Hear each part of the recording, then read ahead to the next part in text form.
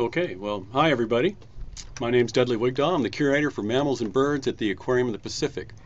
I'm glad you could join us. We'd like to teach you a little bit more about penguins today and a little bit about our penguin chicks.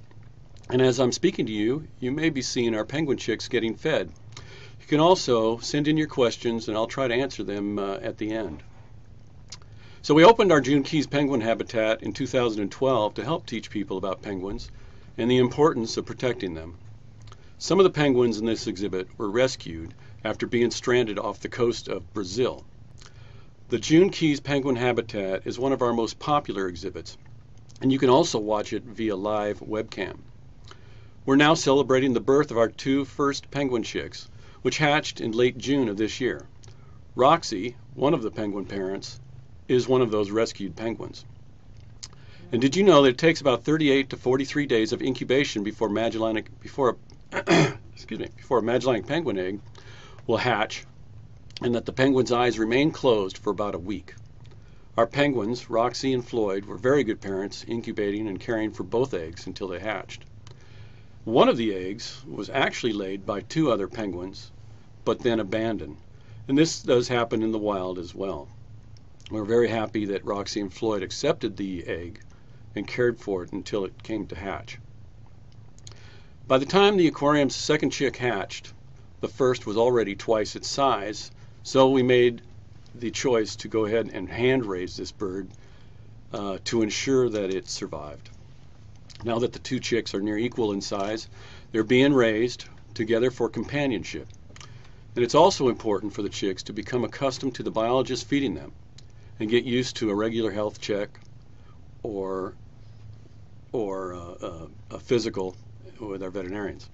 And since the parents will not care for them when they will be going on exhibit. Likewise, in the wild, the parents go back to sea, leaving the chicks to fend for themselves after fledging. At the aquarium, they will have a team of experts to care for them on a daily basis. We'll also know if they are male or female when they get their first medical exam before going on exhibit. Using their blood test, we can look at their DNA to determine gender or sex and start the naming process at that time. The new chicks and all the penguins at the Aquarium of the Pacific are Magellanic penguins. The species is typically found near the southern tip of South America, in Chile and Argentina and the Falkland Islands, where they feed on small fish such as sardines or anchovies. Krill and squid may be part of their diet as well. Our penguin chicks are a little over a month old. Actually, they're at 51 days old as we speak today. So you will be seeing them eat whole fish. Our penguin chicks have been good eaters. Weighed about 1/8 hatched, and now these chicks will fledge watertight adult feathers 90 days. The aquarium's penguin chicks are expected to fledge later this month, maybe early September, and join their parents and the other penguins on exhibit in the June Keys penguin habitat.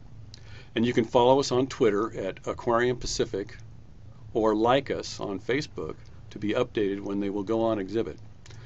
And before I take your questions, I would like to share something important about penguins that you can help with.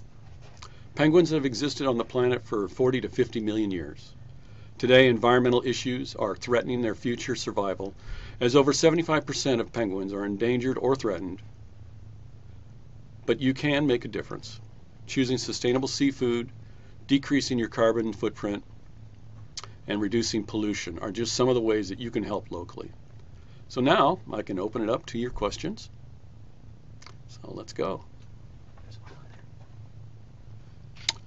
First question is, why are the chicks separated from the rest of the penguins and their parents? Well, I think I mentioned a little bit about that in my opening statement.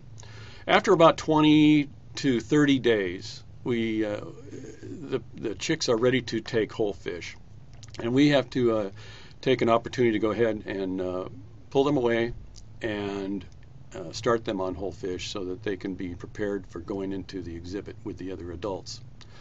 Now, the first the second bird was already being hand raised by our biologists. And so at about day 25 or so, we made the choice of going ahead and pulling the other penguin so that it could be a companion to the other bird. So you may see them on the webcam snuggling up to each other and keeping each other company.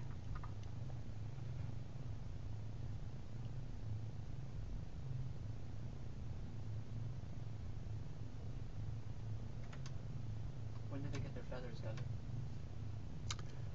done? One of the things that you might see is right now, if Sarah, you'll see on the camera, maybe one of the birds, see the feathers coming in on the some of the adult plumage coming in on the bird. Standard penguin, long or so, and the feathers per square inch. So they're already starting to that stage where they're. When do you think they'll go back on exhibit? I think we're probably at the end of this month is the first week of September in to see that introduction. So I would like to know if the babies are as soft to hold as they look. And thanks so much for being a part of Explore. It's great for us as parents. Well, that's wonderful.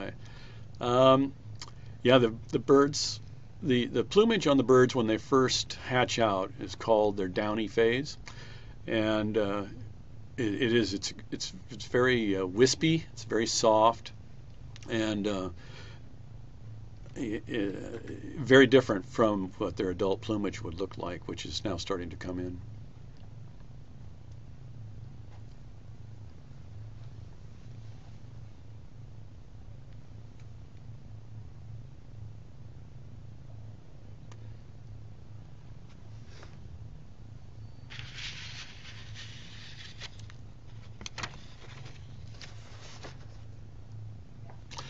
Do the chicks communicate when they're hungry? Are they fed on a set schedule? Absolutely. Let me talk about the schedule a little bit. When they were first hatched out, the parents would feed on what we call on demand, or whenever the chick would make a sound and want to be fed. But the chick that we were hand raising, we would feed about every 3 or 4 hours, 5 times a day. And then before we fed the chick, we would weigh the bird, and then we would make sure that it got about 10% of its body weight. And then once we reached that weight, we would stop feeding the bird. So they got fed about 5 times a day. So we've cut back on that. And we shortly after that we went to fish parts, where we'd cut up the capelin and herring and feed it to them that way. But now they're on whole fish, and they get fed 3 times a day, which is another reason to get them, to take them and hand raise them together, in that we're preparing them for life on exhibit. They'll be getting fed the same amount of times on exhibit as they do currently in their holding area. And they're quite vocal too, by the way, when they're just before they're getting fed. They even recognize the voice of the keeper that works with them. It's awfully funny. I can make a sound and walk in the door and say, "Hey, birds, how's it going?" And I get no response. But as soon as the young lady that feeds them on a routine basis says anything, they wake up and start making a very, very high-pitched sound.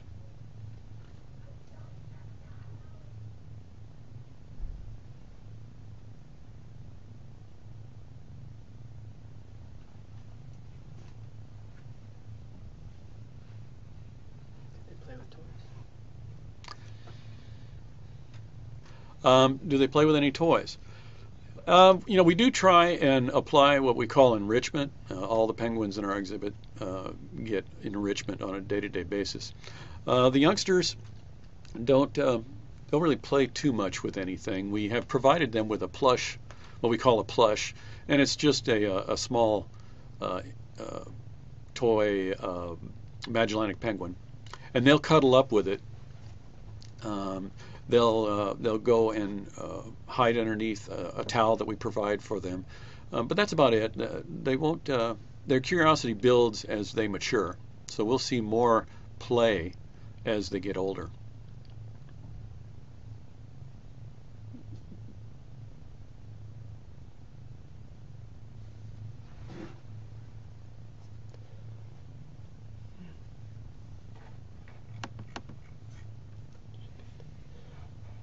What's the purpose of the orange band on the wing? The purpose of the orange band, well, as I mentioned earlier on, the first chick was born and then or hatched. Second hatch came at about 7 days later. So the first chick was already twice the size of the second chick. So there was quite a bit of a difference in size early on. But now that the birds have gotten up to about 6 to 7 pounds, they look very, very similar. And so now's the time to go ahead and put a band on one of the gay would be the chickards and the oldest. So this is also in preparation for when they go on exhibit where they'll get their permanent bands. Is that you may a name band on one side and a name band on the left side. Left side denotes being a male, right side denotes being a male, left side denotes being a female. And that helps us as we observe the birds on a day-to-day basis. And so they'll soon be getting those bands. And you know, we also don't name them yet because it's very difficult to tell their sex. In fact, we really can't tell their sex until we check their DNA. You know, if I was to name one Lola or Lucy, you know, and they turned out to be boys, well, that would be a pretty big mistake. So obviously, we have to wait for that. Here's another question. It says, hi, my question has to do with the penguin beach area. What's the purpose of the black mats that you put down in the evenings? Well, a common problem with many birds is that they foot, and it could be a problem with virus or bacteria or fungal or just a scrape or anything like that, where the foot may have an opening and cause an illness to that area or a generalized illness to the bird. So as a preventative, and the birds spend most of their time anyway at night on deck, we put that out. So they can choose to stand on it or they don't have to. It's up to the bird. We just use it as a preventative so that when the long periods of time that they are on deck, they have the choice of getting on something a little different, a little softer. And it says here, do they learn to fish by watching or instinct? That's a very good question. I would have to say that they learn by instinct. You know, they're very curious animals, and motion tends to bring their curiosity more than anything else. As they see something moving past their field of vision, something flashy, like the side of a fish, may intrigue them, and they'll chase it down. Of course, their hunger drive is going to have them pursue fish, and certainly fish that they can handle, a size of an anchovy or sardine, something that they can handle and chase down. So they learn by, I think they learn by instinct that way. Now, we don't feed them live fish, so they learn to eat from our hand the capelin and the herring that we provide for them. So why are the keepers using their hands to lightly pinch the bill of the chicks when feeding them fish? That's a very good observation on your part. Actually, they're not pinching the bill. They're they're making a V formation with their hand, and it's supposed to stimulate or emulate what the parents are doing, and that is opening their mouth, putting their mouth over the bird's face, and then regurgitating the fish that they have had in their stomach for a period of time. So it's really we're just trying to imitate what they would see on the nest. So the first bird went through the process of just getting fed by the parents, and then we did the stimulation with the V formation on our fingers to simulate that same action. So when they are introduced into the exhibit, does it have to be gradual, or do the adults accept them immediately? Well, we'll of course be there for observation reasons. We want to make sure that we document their initial entrance into the exhibit. We're going to go ahead and make sure that they can swim before they go in. But other than that, it'll be an initial interest. The two new birds go into the exhibit. Again, these birds are very inquisitive. They'll want to know who the new players are, and so you might see every bird coming up and taking a look at them. I don't expect any aggression.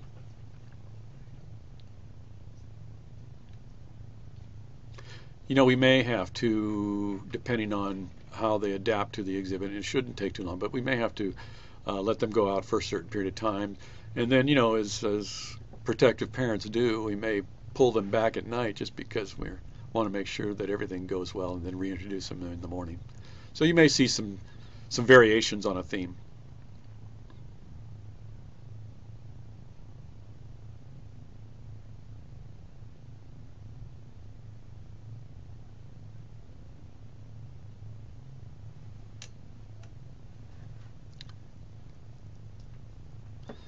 So I don't know what everybody's level of understanding is of penguins. I'll just kind of go on until I get my next question. But you know, there's 17 different species of penguins, and I think, you know, a lot of people think of them as more of an Antarctic species. They are all southern hemisphere birds, of course, and only 2 species though are really found on the Antarctic continent year-round, and that would be the emperor and the Adelie. The rest of the species of penguins are all found north of that, and even one is found at the equator, the Galapagos penguin. Let's see here. I have another question. It says, here at CT we have African penguins at the Mystic Aquarium, and they are super sociable. Is that just a natural penguin trait? For this particular species, it is. African penguins are very social birds. Probably extremely social. You might see hundreds, thousands together on the rookery at any one time. The Magellanic penguins vary across the board. It depends on, I know on the land side you may see a little bit less so the species. There's so few of them really. They're spread out quite a bit, less social. And it's not a natural penguin trait across the board. You know, some species like the yellow-eyed, which you may not be very familiar with, but they're found in Australia, New Zealand, that area, are very shy birds, very much unto themselves. So you won't see them in a sociable situation.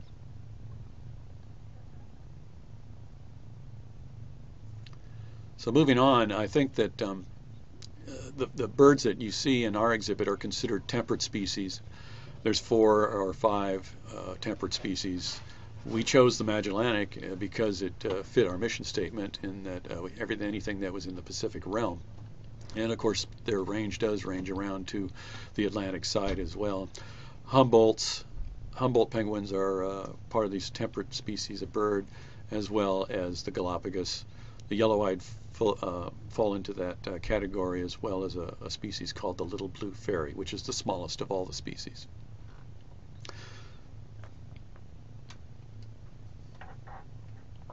To what degree does life on exhibit compare to life in the wild? I'm not seeing the next question. Say it again. To what degree does life on exhibit compare to life in the wild? Oh. Can you repeat it for them? What does life on exhibit compare to life in the wild? Well, as a zoological professional, we try to do our best to mimic everything that the birds would see in the wild. We actually took a photograph of an area of southern Chile, an area called Punihil. We took that photograph and we applied everything that we saw to the exhibit as we were building it. So it has a high cliff. And if you have a chance to get out here, make sure that you take a look at the exhibit. But it has a cliff. It has burrows for the birds to go in. There's actually 9 of them. And it has a sloping beach, sloping rocky beach that goes to a saltwater pool. So, you know, all those things are mimicking the environment that they come from. Now, they don't chase down their own food, of course. We provide that for them. They don't have predators as well. They don't have parasites in their environment. So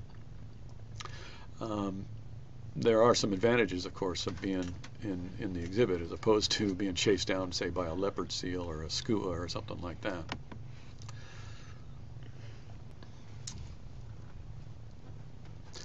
Here's a question. Is there ever dominance fighting between penguins? Is there a hierarchy between them? Well, penguins' territorial fights are usually regarding mates. When you won't see it when they're in the water swimming around. You'll see it when they're on the beach looking for mates. They may be protecting a nest site. They may be vying for several may be vying for a single female. Usually but it's usually that's about it. There is fighting between the birds. It can get a little bit excitable there for a while. Hierarchy. There is also will be some hierarchy. The most experienced males will, of course, have a better choice on their females, although they do tend to go back to the same. The male and the female tend to go back to the same mate over year after year. So the older birds will have more success with that. So there is somewhat of a hierarchy in that way. Do Magellanic penguins ever hunt in groups? Well, yeah, they do. In fact, you'll see them in the oceans. They swim and porpoise in large groups, and there's an advantage to that. There's a safety advantage as far as predators go, chasing them down, and then they'll go ahead and swim through the big balls of anchovies and krill, and they'll feed in groups like that.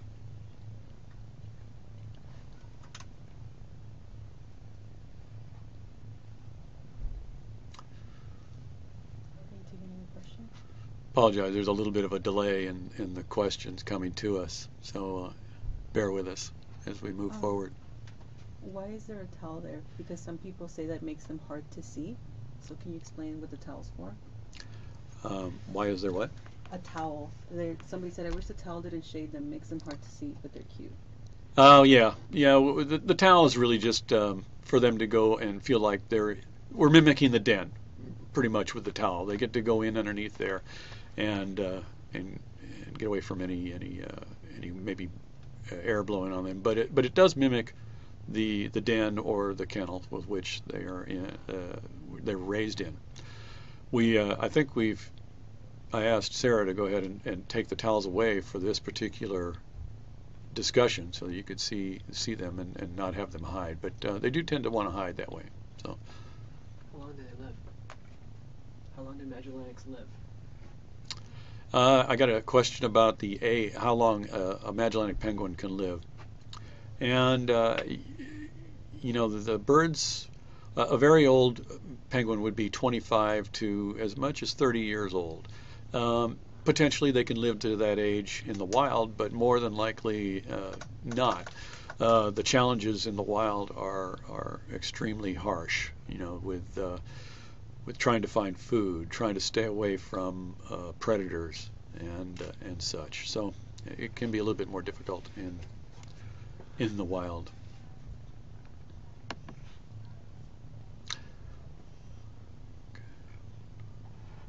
Okay, here's the question. What times are their feedings? We feed them at about 8 to 8:30 in the morning. So you might have to sit there for 30 minutes or so. Pacific. About 1:30 to 2 o'clock in the afternoon. And then their last feeding will be about 5:30. All times are Pacific. And here's another question, and it's not really a question. Time. Someone's saying, this is pretty cool. Well, I'm good. I'm glad you're enjoying this. I am currently following from Norway. Wow. My last name is Wigdahl. That's a Norwegian name, so we have a little bit in common. Have you tried to get them in water already, and what happened? No. At this point, we're able to thermoregulate swim. As soon as they get those adult feathers in, then we'll start swimming them. And that was another reason why we wanted to take the one bird and put it with the other. Was he was starting to get curious and starting to move out of the den. We didn't want to take a chance that bird may go into the water. Okay, so Somebody said. somebody's having trouble here with their I said, their okay, internet. straight up. How do I get a job feeding baby penguins? Somebody wants to know how they get a job feeding baby penguins. Well, you're going to have to work at it a little bit. I highly suggest that you, you know, spend a lot of time with learning biology, learning math, and go on to college and get a degree in one of the biological sciences. It doesn't really matter which one you choose. I happen to choose zoology. It could be biology, marine biology. Any one of the biological sciences will prepare you for working in a zoological environment. I would also suggest, especially if you're working in an aquarium, that you become strong swimmers, become scuba certified, and then before you go ahead and apply to, say, a zoo or an aquarium where they may have penguins. You may want to specialize in birds in general. Of course, you got to go to work where there's penguins on exhibit, so that's going to limit you for sure. Let's see. When chicks are separated to be raised by staff until they fledge, do the parents suffer their absence, and do they mourn? I haven't experienced that. I haven't seen any sort of a period of time when they go off their food or they're looking around. They tend to just move on and pick up where they left off. It might be interesting to see if there is any acknowledgement when we go to put the birds back in the exhibit. My guess would be no, because in the wild, what these birds experience is that they get cared for by their parents, and that varies from species to species. In our particular case, it may be up to 50, 60 days. But then, when the birds have fledged, it's time for the adults to go out and renew themselves and get some weight back on, because now they have to prepare themselves for the next challenge in their life, and that is their molt.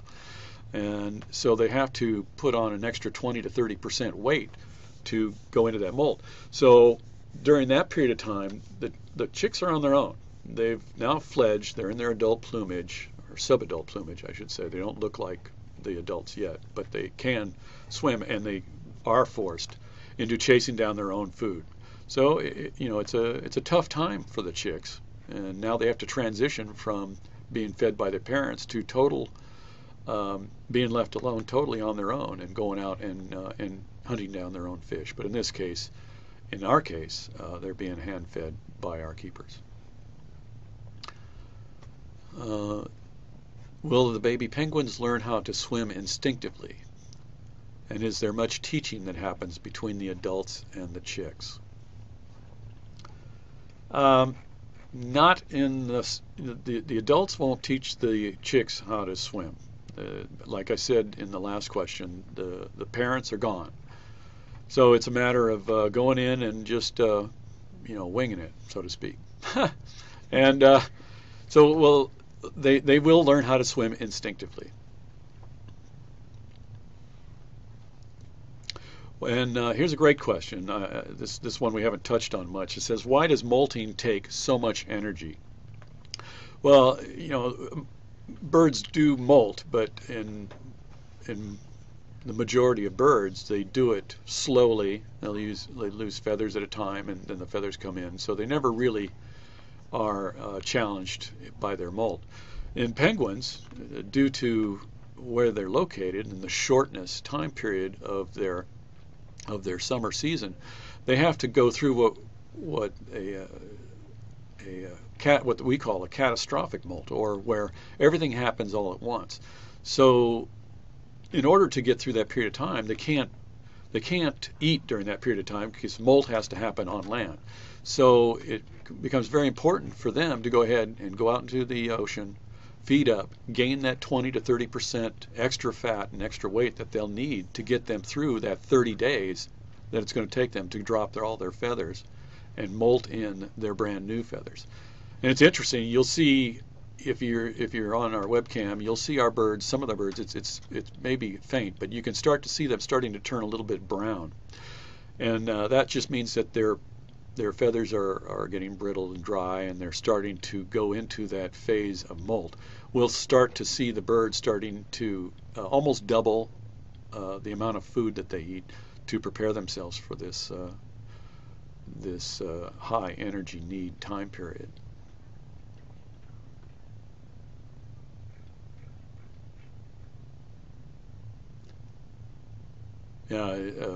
Molt is another challenging period in the time of penguins.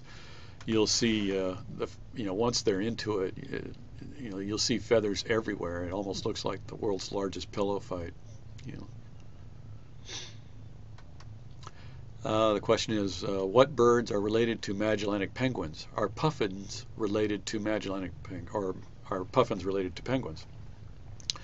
No, they're not related. They're actually quite far apart. But one thing that they do is they do have the same niche or niche, depending on who says it. And what I mean by that is they fill a certain place in nature. They're waterborne birds eating fish, diving, that sort of thing. Now, of course, the puffins, or their overall name, alcids, can fly, and penguins cannot fly. They're a heavy bird, but they do fill the same place in nature. Just one's in the northern hemisphere and the other one's in the southern hemisphere. Question is, are penguins closer to birds or fish in their genealogical makeup? Well, penguins are birds. There's a lot of people say that. They'll see a young king penguin and his downy molt, and they'll say, look at the fur on that penguin. Well, it's not fur, it's feathers.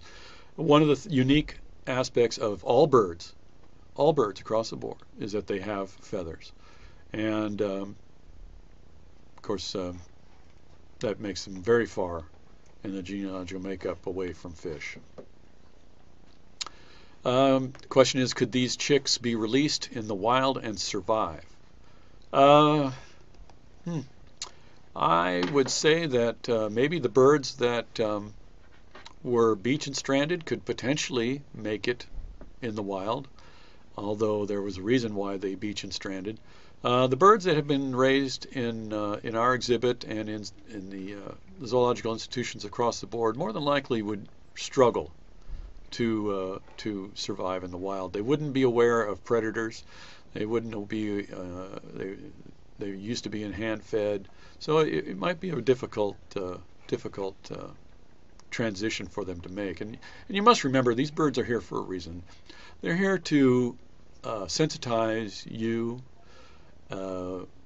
to what's going on in the wild. They really are representatives of the birds in the wild and what they're going through, and hopefully help you make wise choices and decisions as you go through your life and decide how are you going to treat the environment. So here's another question. It says, do penguins drink salt water like some seabirds? And they get the bulk of their fresh water through their food. There's quite a bit of fresh water in the breakdown of fish as they eat it. But they will drink some of the salt water as they're eating. And they have to deal with that, of course, their kidneys are highly adapted to that. And they also have a gland, a salt gland in their nasal areas. And you'll see them shaking their head every now and then. You'll do this, and you'll see some water going left and right off of that. And that's them shedding off the salt water that they've ingested. And how are Magellanic penguins adapted to surviving in cold temperatures? Again, I want to go and spend just a second with you and tell you that penguins are found anywhere from the Antarctic Peninsula all the way up to the equator. And so as you move up north, the birds are adapted to their to the harshness of their environment. Of course, the emperor and the adelie, the chinstrap, the gentoo, and those species are going to be much more adapted to a colder, harsher environment than, say, the temperate species. And in Magellanic penguins, you'll see less feathers around their beak.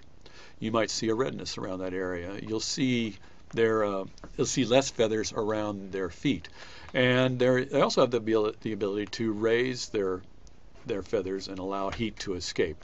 So these are all adaptations to help them deal with their environment.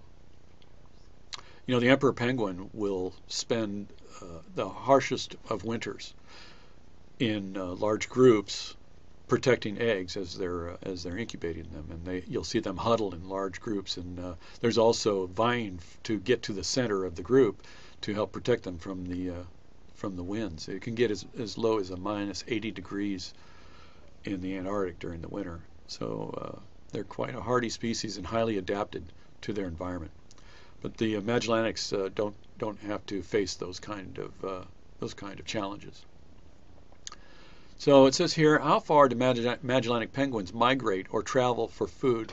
So let me tell you a little bit about our Magellanic penguins, the ones that we brought in from Brazil. This group of birds we suspect were hatched off of the southern coast of Argentina, and they have been challenged after being raised by their parents to go out into the ocean and find food for themselves. These birds, and this has been going on for quite a few years now, are finding less and less food available to them. So in their efforts to find food, they're moving or migrating up the coast, and they'll migrate and continue to migrate until they find enough food to feed them. Well, these birds didn't find enough, and they started becoming emaciated and beaching themselves along the coast of North Argentina and southern Brazil. People were bringing them in, and literally, hundreds and up to 1,000 birds for rehabilitation in these particular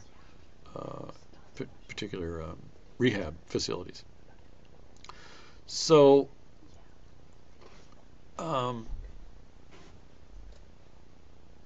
we made the choice of bringing these birds back into a zoological environment to continue with their rehabilitation. I doubt that these birds would be alive today if we had not done so.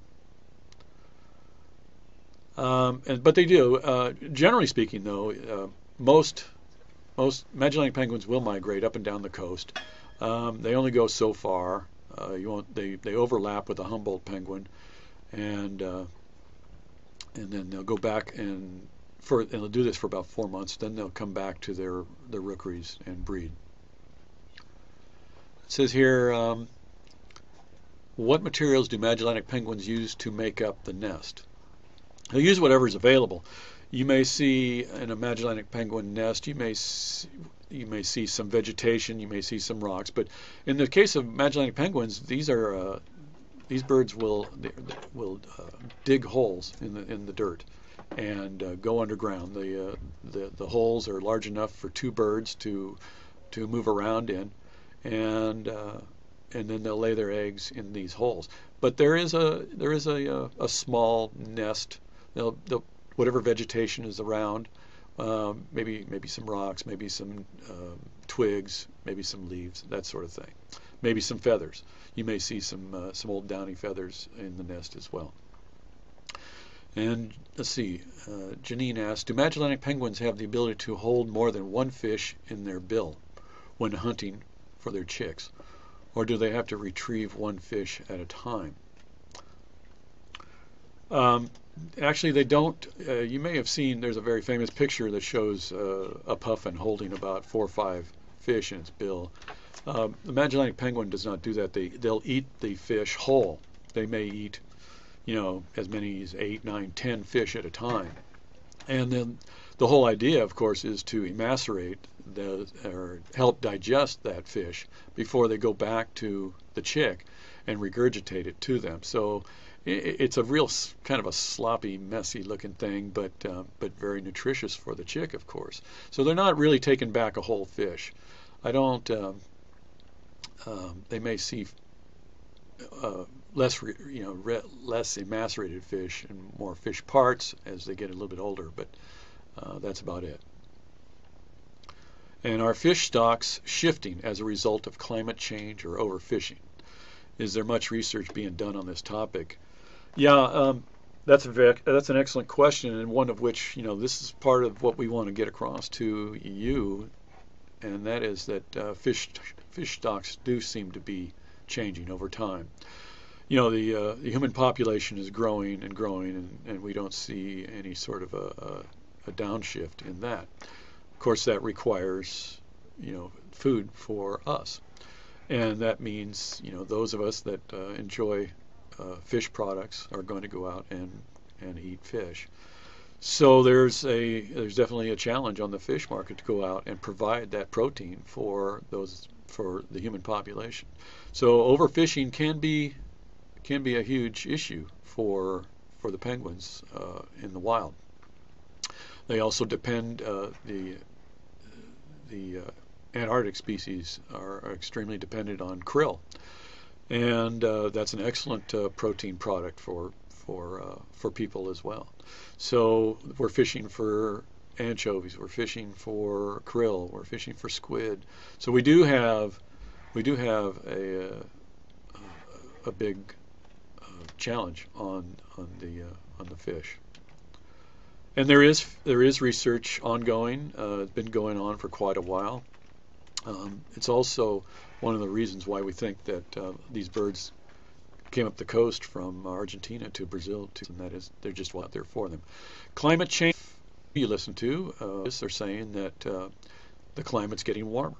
Well, it's been getting warmer for quite a few thousand years now, but now we're really starting to see the effects of that change. We're seeing ice melting in places we've never seen it before, in the Antarctic, the ice flows are starting to pull way back, and so along with that, there'll be potential for water temperature increase, water temperature pH change. The fish are going to follow what they're comfortable with, so they may change where they're at, where the penguins are normally hunting them. So that may have an effect, certainly, on the penguin population. Penguins will do very well when there's a lot of food available, and they'll struggle when there's not.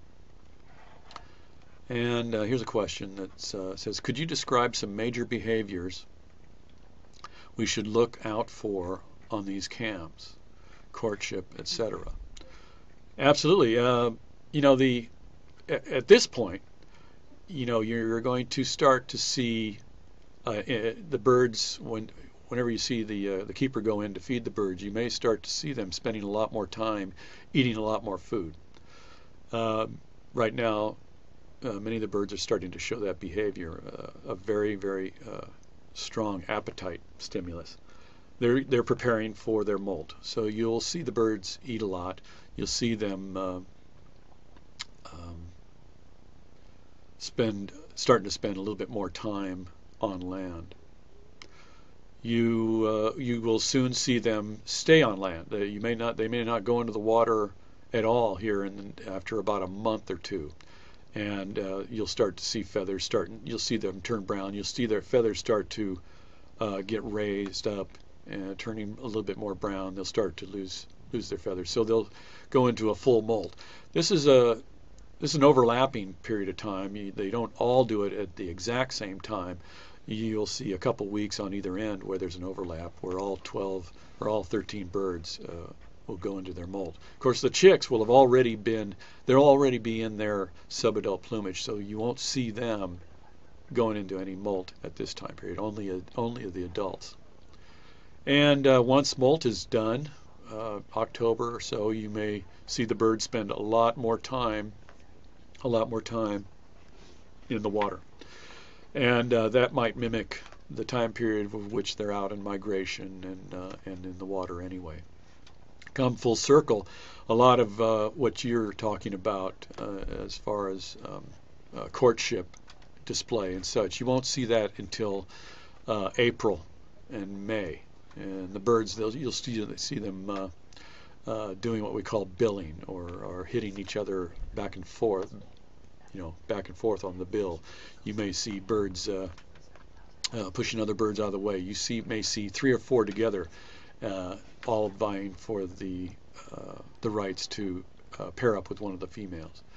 You may hear a lot more noises during the spring, as their braying, sounding very similar to what a donkey may sound like, and doing displays. One of the displays that's very common is called the ecstatic display, where you'll see a bird extend his neck and his beak straight up in the air, and he'll have his flippers out to the side, and then he'll go into that braying sound. So you'll see a lot more of that display in the spring.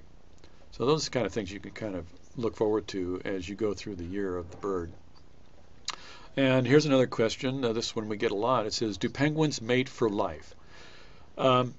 Yes and no. If both survive the tough time periods when they're out in the wild, they do recognize their mate. They will come back to the same nest if it's available. If one or the other, and they'll do that year after year after year if they do survive the year. But if one of them does not, then they will go look for another mate. So it's not uncommon for the male to pair up with another female, or the female to pair up with another male if they've lost their mate. So how much do they weigh when they are fully grown?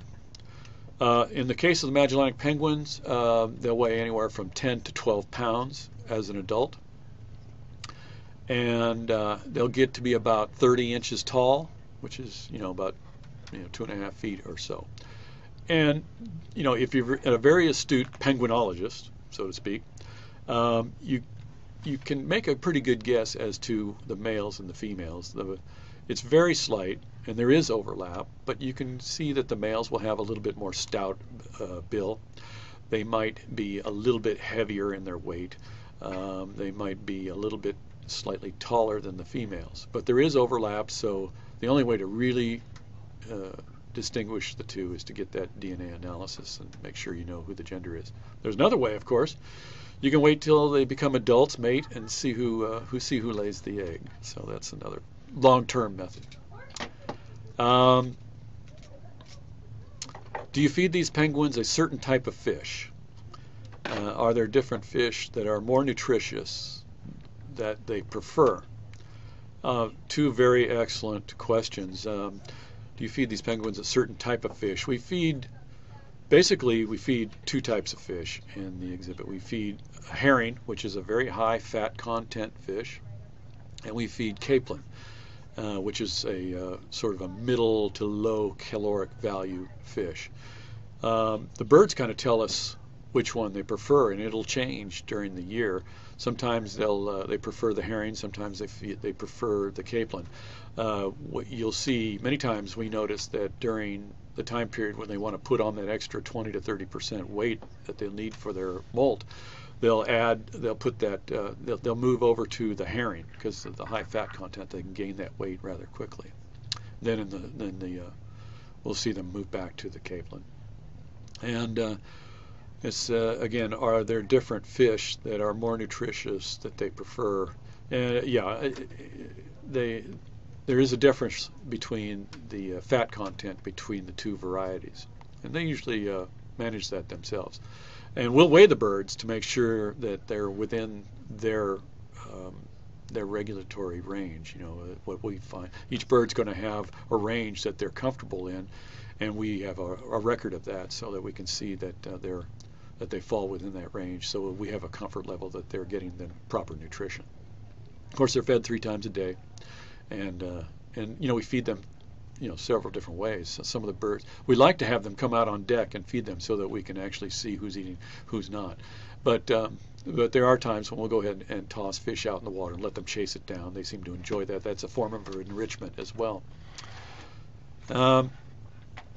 Let's see. Can you tell how far the penguins travel based on how long they exercise in their pool?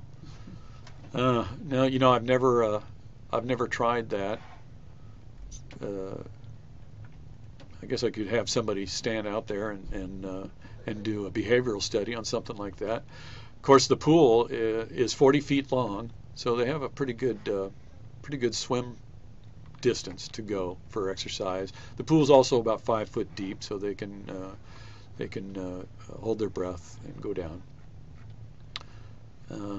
But no, I've never tried to figure out what the travel distance is on their exercise. Another question: are there ongoing studies around these penguins happening at the aquarium? No, there really isn't much going on as we speak. The aquarium is quite open to research facilities. We'll get a request every now and then to do something with our seals or our sea lions or our sea otters or penguins or our sharks.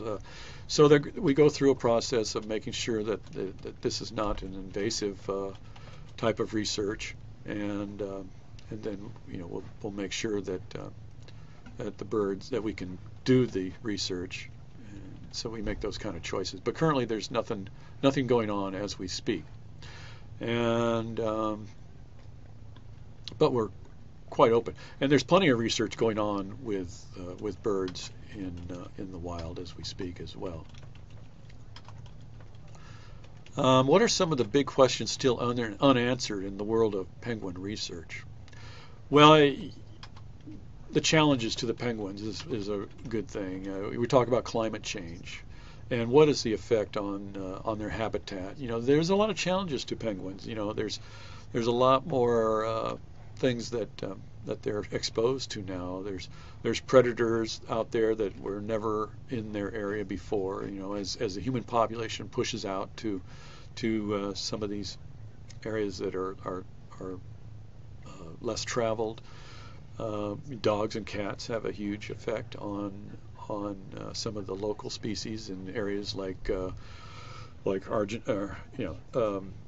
Australia, New Zealand, Argentina, Chile, those particular areas. Many of these places have become the cool area to go as far as interesting vacations.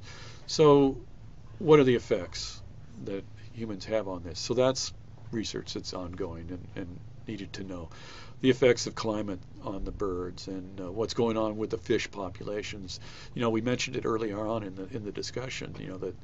That all of the challenges that they're experiencing are really very current topics of research that are ongoing. Certainly a lot of the birds, there's still a lot not known on many of the birds, because of their habitat and where they're at. We don't get to see what's going on with a Magellanic penguin while he's in the burrow. So there are some unanswered questions as to, what happens underneath in the ground. I guess there may be some quote penguin cams that might be going on as we speak, but I'm unaware of them. Certainly the emperor penguin, spending that harsh winter. There's not too many people in the Antarctic, although the Antarctic is becoming more and more populated as we speak. So we're not sitting around watching penguins during the middle of the Antarctic winter. Says, how deep can penguins dive and how long can they hold their breath? It's going to vary from species to species, of course, and the emperor is the best known as far as the great diver and the great breath holder. An emperor penguin can get down to maybe as deep as 900 feet if it wants to. It can hold its breath as long as 20 minutes, which is something that's pretty outstanding. I mean, you and I probably struggle after about a minute of holding our breath, and we're probably the maximum of a couple hundred, maybe staying down no more than 4 minutes, 5 minutes at the max. And they really are only going as deep as the food that is available to them. So, most of their food is probably found within the first 100 feet. And that's all they need to go. Now, whether or not they want to get away from a predator, usually they do that on the surface by porpoising, or they may try to outdive that predator. So those are the reasons why they may want to go to deeper areas. I see that we only have about 4 minutes left, so I'll try and answer what your last few questions here. So, is there any sort of a last like to ask me as we? I really enjoyed and having you send your questions in. We enjoy having you learn about our birds and the aquarium of the Pacific in general. And we'd like to maybe have you have you go ahead and take a look at us on Facebook. For any updates on our chicks, you can go on Twitter and follow us at Aquarium Pacific, and watch these birds as they grow and mature, and become a part of our exhibit. So I think one thing that people want, they're always interested in the personalities of these birds, and they're really they can be quite endearing. Several of the birds, are very social with our keepers, and they can be decidedly, fun to be around. Of course, some of the older adults, as they get older, they get a little bit more grumpy, and they can be less tolerant of us touching them and such. So, you may see variations of that as you observe us on the webcam. Let's see, one last question here. Someone asked if they molt in captivity as well in the wild, and of course they do. They must change those feathers out on a yearly basis, otherwise they get old and brittle, and a poor plumage. It might be a sign that maybe there's an illness involved. But the one thing that is notable is that they will molt in the northern hemisphere at a different time than they will molt in the southern hemisphere, because our clocks are different. I think one of the neat things I did was look at the weather today at Cape Horn in the southern tip of South America, and it was about 40 degrees and the wind was blowing it at 60 miles an hour, but it's their winter. So you must remember that our seasons are flip-flopped. So anyway, I thank you. It's been very fun answering your questions and spending time with you this afternoon. And I hope to do this some more. This is my very first opportunity to do this. I enjoyed it. Thank you.